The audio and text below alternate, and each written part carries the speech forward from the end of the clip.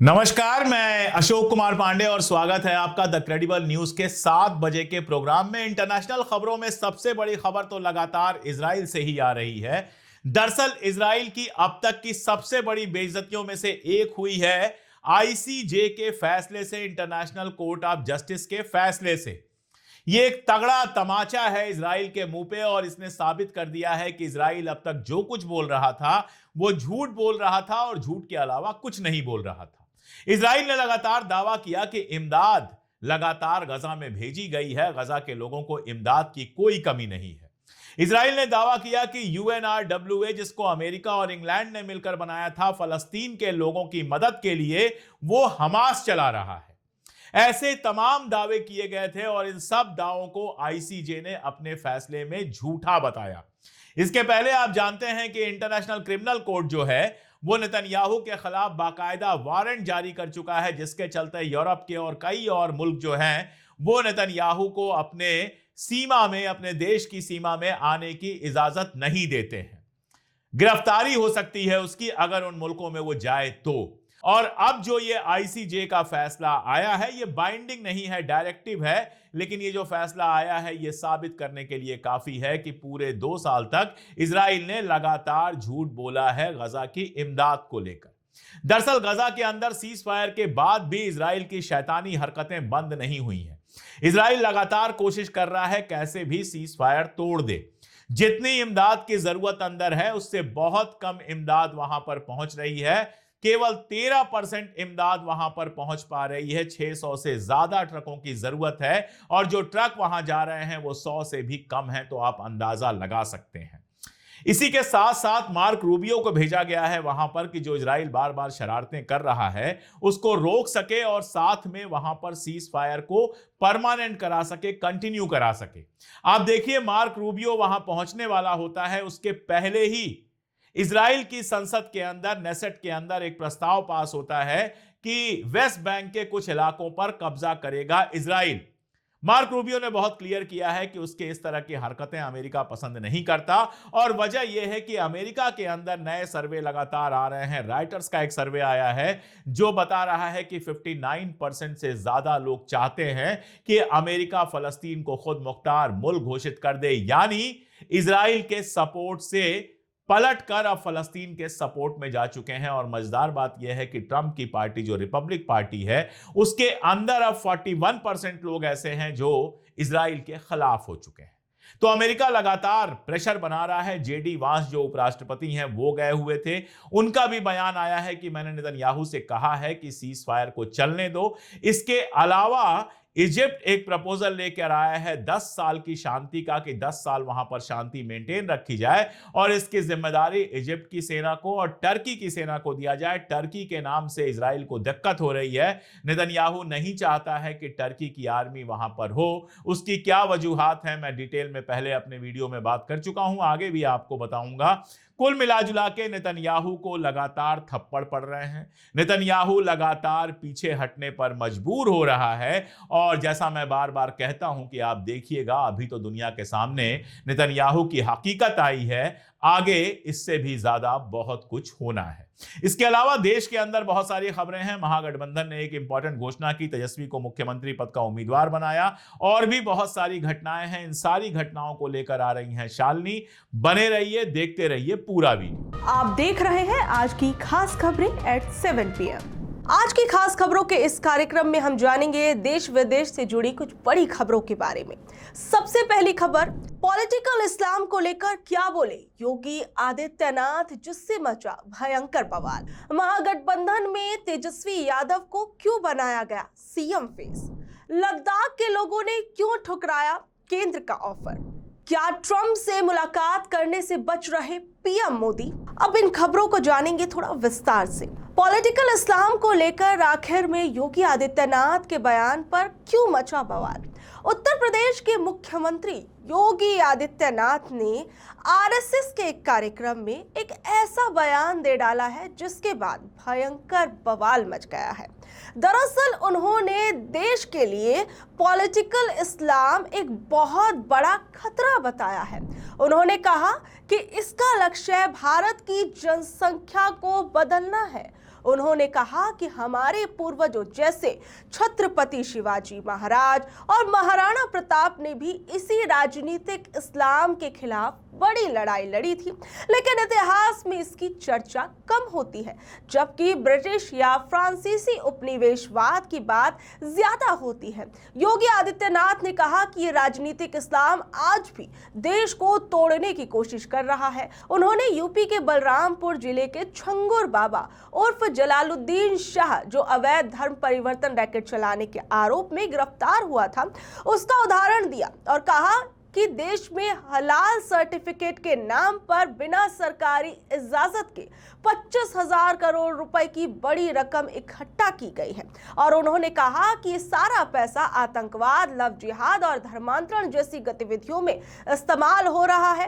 हालांकि इसे लेकर उन्होंने कोई एक्यूरेट आंकड़ा नहीं दिया कि आखिर में कहां कैसे इन पैसों का इस्तेमाल किया जा रहा है। योगी आदित्यनाथ ने अपने बयान में क्या कुछ कहा, जरा सुनिए। अंग्रेजों ने इतने वर्षों तक शासन किया, ब्रिटिश उपनिवेश की चर्चा होती है, फ्रांस के उपनिवेश की चर्चा होती है, लेकिन राजनीतिक इस्लाम की कहीं चर्चा नहीं होती। जिसने आस्था पर कुठाराघात किया, यानी ब्रिटिश उपनिवेशवाद के खिलाफ हम लड़े थे, हमारे पूर्वज लड़े थे। फ्रांस के उपनिवेशवाद के खिलाफ हमारे पूर्वज लड़े थे, लेकिन राजनीतिक इस्लाम के खिलाफ भी हमारे पूर्वजों ने लड़ाई लड़ी थी। बड़ी बड़ी लड़ाइयां लड़ी थी। छत्रपति शिवाजी महाराज को, गुरु गोविंद सिंह जी महाराज को, महाराणा प्रताप को, महाराणा सांगा को हम इसी बात के लिए स्मरण करते हैं। इसी बात को लेकर के हम उनको राष्ट्र नायक के रूप में सम्मान देते हैं। लेकिन ये राजनीतिक इस्लाम वही है जो छांगुर के रूप में डेमोग्राफी को चेंज करके राष्ट्र माता के टुकड़े टुकड़े करने की मंशा के साथ कार्य कर रहा है। और उससे सतर्क रहने के लिए राष्ट्रीय स्वयंसेवक संघ आज समाज को जोड़ने के जिस बड़े अभियान को आगे बढ़ा रहा है, और वह अत्यंत अभिनंदनीय प्रयास है। जो महत्वपूर्ण दायित्व संघ ने पिछले 100 वर्षों के दौरान समाज जीवन के अलग अलग क्षेत्रों में उठाए और समाज को एकजुट करके एक नया परिवर्तन करके दिखाया है। अब योगी आदित्यनाथ तो लोगों से ये अपील कर रहे हैं कि वो कोई भी प्रोडक्ट अगर मार्केट से खरीदते हैं तो उस पर हलाल सर्टिफिकेशन की जरूर जांच कर लें। उन्होंने कहा कि यूपी में हलाल सर्टिफिकेशन को बंद कर दिया गया है। आरएसएस की तारीफ करते हुए उन्होंने कहा कि आरएसएस इन खतरों से समाज को बचा रहा है, जिसके प्रयासों की तारीफ होनी चाहिए। राजनीतिक इस्लाम को एक खतरे के रूप में पेश करने से समाज में बंटवारा पैदा हो रहा है। लेकिन सबसे बड़ी चीज, पॉलिटिकल इस्लाम के बारे में योगी आदित्यनाथ तो बात कर रहे हैं, लेकिन इन तमाम चीजों से हमारे समाज के अंदर बंटवारा हो रहा है और साथ ही साथ में धार्मिक समूहों के प्रति डर पैदा करने की कोशिश की जा रही है। ऐसे बड़े आरोप जैसे 25,000 करोड़ रुपए का आतंकवाद में इस्तेमाल हो रहा है, ये इसका कोई ठोस सबूत जो था वो योगी आदित्यनाथ ने अपने इस भाषण के अंदर नहीं दिया। आबादी बदल रही है जैसे बयान अल्पसंख्यक समुदायों में डर और असुरक्षा की भावना पैदा कर रहे हैं, क्योंकि ये बयान चुनाव के आसपास आया है, इसलिए इसे पॉलिटिकल प्रॉफिट के तौर पर देखा जा रहा है और साथ ही में ध्रुवीकरण को बढ़ावा देने वाला माना जा रहा है, जिससे सामाजिक सद्भाव कमजोर हो सकता है। योगी आदित्यनाथ से पहले बिहार चुनाव के दौरान भी कुछ बीजेपी नेताओं ने इसी तरह के बयान दिए थे। जैसे बीजेपी सांसद गिरिराज सिंह ने तो ये तक कह दिया था कि बीजेपी को मुस्लिमों को निशाना बनाते हुए नमक हरामों के वोट नहीं चाहिए। बीजेपी सांसद अशोक यादव ने कहा था कि अगर मुसलमानों को मोदी से नफरत है तो उन्हें मोदी सरकार की किसी भी सरकारी योजना का लाभ नहीं लेना चाहिए। अब ऐसे में ये तमाम बयान क्या बता रहे हैं कि क्या बिहार चुनावों से पहले भी अब फिर एक बार बीजेपी पार्टी अपना धार्मिक प्रोपेगेंडा सेट करने की कोशिश कर रही है, जिसमें बीजेपी के बड़े से बड़े नेताओं को जमीन पर उतार दिया गया है और उन पर धर्म के नाम पर एक से बढ़कर एक बयानबाजी करने के लिए कह दिया गया है। अब अगली खबर में हम जानेंगे आखिर में महागठबंधन में सीएम फेस को लेकर तेजस्वी पर क्यों बन गई बात। बिहार चुनाव से पहले महागठबंधन के टूटने बिखरने की तमाम खबरें चलाई जा रही थी। वहीं कल जब अशोक गहलोत, लालू, तेजस्वी और राबड़ी देवी से मिलने पहुंचे तो माना गया कि अब गठबंधन में सब कुछ ठीक हो जाएगा। नतीजन आज ये भी तय हो गया कि बिहार चुनाव के लिए महागठबंधन का सीएम चेहरा आरजेडी के प्रमुख तेजस्वी यादव होंगे। कांग्रेस नेता अशोक गहलोत ने महागठबंधन की जॉइंट प्रेस कॉन्फ्रेंस में इसका ऐलान कर डाला। उन्होंने कहा कि अगर हमारी सरकार बनी तो उप मुख्यमंत्री मुकेश सहनी होंगे, उप मुख्यमंत्री और भी लोग बनाए जाएंगे जो पिछड़े समुदाय से होंगे। गहलोत ने कहा कि हमारा नेता तो तेजस्वी यादव है, एनडीए बताए कि उनका सीएम फेस कौन होगा। इस दौरान उन्होंने क्या कुछ कहा, जरा सुनिए। इसलिए मैं ये कह सकता हूं, खड़गे साहब, राहुल गांधी जी और तमाम जो साथी बैठे हमारे, इन सब की राय लेकर के हम लोगों ने तय किया है इस चुनाव में अगले मुख्यमंत्री चेहरे के रूप में तेजस्वी यादव जी को हम लोग सपोर्ट करते हैं, जो एक नौजवान है, लंबा फ्यूचर है इनके साथ में। और मेरा अनुभव से मैं कह सकता हूं, जिसका लंबा फ्यूचर होता है पब्लिक उनको साथ देती है। ये नौजवान है, कमिटमेंट रखते हैं। पिछली बार के जो स्लोगन दिए थे, नौकरी के दो या कोई दो, या जो वादे किए थे उसमें खरे उतरे। ये ऐसा व्यक्तित्व आपके सामने नौजवान के रूप में आया है। सोच समझ के सबने फैसला किया है। ये नेता के रूप में उत्तरंग मैदान में राहुल गांधी जी ने मिलकर जो यात्रा करी थी, बड़ा इम्पैक्ट है। आने वाले वक्त में इनके अलावा राहुल जी भी आएंगे और नेता आएंगे, प्रियंका जी भी आएगी, सब नेता आएंगे। और हम सब जो बैठे स्टेज पर, सब मिलकर संकल्प किए हुए हैं कि जो हालात देश के हैं, देश हित के अंदर और देश चाहता है उसके अनुसार हम चाहेंगे कि बिहार में ये जो लंबे समय तक नीतीश कुमार जी रहे हैं सत्ता में, अब कुछ कर नहीं पा रहे। अब तो हम पूछना चाहते हैं अमित शाह जी से, इनकी पार्टी के अध्यक्ष जी से, क्या बताइए, हमारा नेता तो हो गया तेजस्वी यादव, आपका नेता कौन है बता दीजिए। देखिए, ये तो अपने आप में बड़ा सवाल है कि क्या एनडीए के अंदर नीतीश कुमार के चेहरे पर चुनाव लड़ा जाएगा। और सबसे बड़ा सवाल कि अगर क्या नीतीश कुमार के चेहरे पर चुनाव लड़ा जाता है और एनडीए अगर जीत जाता है तो क्या नीतीश कुमार को बीजेपी पार्टी आगे सीएम बनाएगी, या फिर महाराष्ट्र की तरह उनका हाल एकनाथ शिंदे वाला होने वाला है। क्योंकि कई राजनीतिक विश्लेषकों ने तो ये बात कह डाली है कि बिहार के अंदर अगर बीजेपी चुनाव जीत जाती है तो एनडीए के अंदर नीतीश कुमार को किनारे लगा दिया जाएगा और बीजेपी अपना खुद का मुख्यमंत्री बनाएगी। वहीं दूसरी ओर महागठबंधन की जो जॉइंट प्रेस कॉन्फ्रेंस हुई थी वो लगभग 50 मिनट चली। इसमें आरजेडी, कांग्रेस, वीआईपी समेत 7 दलों के 14 नेता शामिल हुए थे। इसमें सभी दलों के नेताओं को बोलने का मौका दिया गया। सभी ने अपनी स्पीच में महागठबंधन में एकजुटता की बात कही। वहीं तेजस्वी यादव ने इस बड़े ऐलान के बाद कहा कि 20 साल पुरानी निकम्मी सरकार को हम उखाड़ फेंकेंगे। इस दौरान तेजस्वी क्या कुछ बोलते आए, जरा सुनिए। कब बनेंगे मुख्यमंत्री का चेहरा महागठबंधन में? देखिए, इसको हो गया, इस बात को लेकर के कोई कभी भी हम लोगों का कंफ्यूजन नहीं रहा है। हम लोग इस मामले में स्पष्ट है। लेकिन सवाल ये उठता है कि अमित शाह जी ने जो कहा है एनडीए की तरफ से कौन होगा चेहरा। अभी तक कोई जॉइंट प्रेस कॉन्फ्रेंस करके जो है ना तो विजन बताया गया, ना एजेंडा बताया गया है, ना ही सीएम की घोषणा की गई है। और जो अमित शाह जी का जो बयान आया साफ दिखाता है कि नीतीश कुमार को वो मुख्यमंत्री बनाने नहीं जा रहे हैं। ये तो उन्हीं ने बयान दिया है कि भाई जब चुनाव के बाद विधायक जो है वो चुनेंगे कि उनका नेता कौन होगा। तो सबसे बड़ा सवाल ये है कि बीजेपी नहीं चाहती है कि नीतीश कुमार मुख्यमंत्री बने। इस पर और वहीं अगली खबर जो बेहद जरूरी है, जिसमें सबसे बड़ा सवाल है कि आखिर में पीएम मोदी क्या ट्रंप से मुलाकात करने से बच रहे हैं। प्रधानमंत्री नरेंद्र मोदी ने मलेशिया में होने वाले आसियान शिखर सम्मेलन में खुद शामिल न होकर ऑनलाइन हिस्सा लेने का फैसला किया, जिसकी जानकारी मलेशिया के प्रधानमंत्री अनवर इब्राहिम ने दी।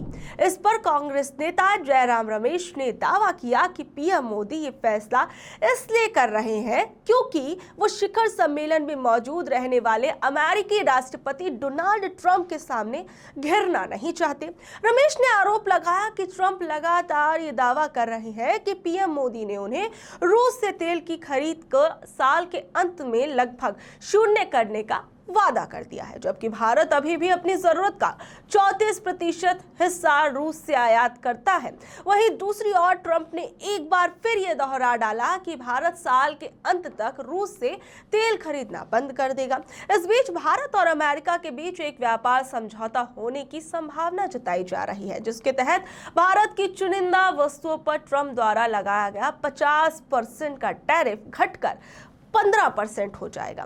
समझौतों की बातचीत में ऊर्जा और कृषि क्षेत्र प्रमुख है। अमेरिकी रूसी तेल खरीद में कमी लाने और अपनी नॉन जीएम मक्का के लिए भारत के बाजार को खोलने का दबाव लगातार अमेरिका बना रहा है। अब ऐसे में ये सवाल उठता है कि क्या भारत सरकार ट्रंप द्वारा लगाए गए आरोपों का मुंहतोड़ जवाब देगी या फिर पीएम नरेंद्र मोदी ऐसी ही मुलाकातों से बचते हुए नजर आएंगे। लद्दाख के लोगों ने क्यों ठुकराया केंद्र का ऑफर? एक तरफ जहां सोनम वांगचुक अभी भी जेल में बंद है, वहीं दूसरी ओर लद्दाख में केंद्र सरकार की बात बनती हुई नजर नहीं आ रही। लद्दाख में सरकार ने एक छोटा सा ऑफर दिया जिसे स्थानीय लोगों ने ठुकरा डाला। दरअसल 2019 में जब अनुच्छेद 370 हटा और लद्दाख को केंद्र शासित प्रदेश बनाया गया तो वहां के लोगों को डर था कि उनकी जमीन, संस्कृति और संसाधनों पर से उनका नियंत्रण खत्म हो जाएगा। इसलिए लद्दाख के दो बड़े संगठन लेह अपेक्स बॉडी लैब और कारगिल डेमोक्रेटिक अलायंस यानी केडीए अपनी सुरक्षा के लिए लड़ रहे हैं। वहीं उन्होंने जो मांगे केंद्र सरकार से की हैं उन्हें भी एक बार आप समझ लीजिए। पूर्ण राज्य का दर्जा यानी लद्दाख को एक पूरा राज्य बनाया जाए जैसे हिमाचल प्रदेश या पंजाब है। छठी अनुसूची ये कानून आदिवासी क्षेत्रों को उनकी जमीन, कानून और प्रशासन पर ज्यादा ताकत देता है। इन लोगों का कहना है कि उन्हें 2 लोकसभा सीटें दी जाएं, जैसे लेह और कारगिल के लिए अलग अलग सांसद हो, जैसे अभी जो है वो एक ही है। वहीं सरकारी नौकरी के अंदर भर्तियां, लोगों का कहना है कि खाली पड़ी सरकारी नौकरियों को तुरंत भरा जाए। अब जो सरकार नया ऑफर दे रही है उसे भी जरा समझ लीजिए। दरअसल केंद्र सरकार ने इन संगठनों से बातचीत शुरू की। सरकार ने सुझाव दिया कि वो अनुच्छेद 371 के तहत लद्दाख को विशेष प्रावधान दे सकते हैं। अनुच्छेद 371 क्या है वो भी समझ लीजिए। ये कुछ राज्यों जैसे महाराष्ट्र, गुजरात में लागू होता है। ये जमीन बेचने पर रोक लगा सकता है और स्थानीय संस्कृति की रक्षा करने के लिए इसका इस्तेमाल होता है। लेकिन ये छठी अनुसूची जितना मजबूत नहीं है और राज्य का दर्जा भी नहीं देता। वहीं संगठन जो है उनका क्या कुछ कहना है वो भी समझिए। दरअसल लैब और केडीए ने सरकार के इस 371 के प्रस्ताव को पूरी तरह खारिज कर दिया है।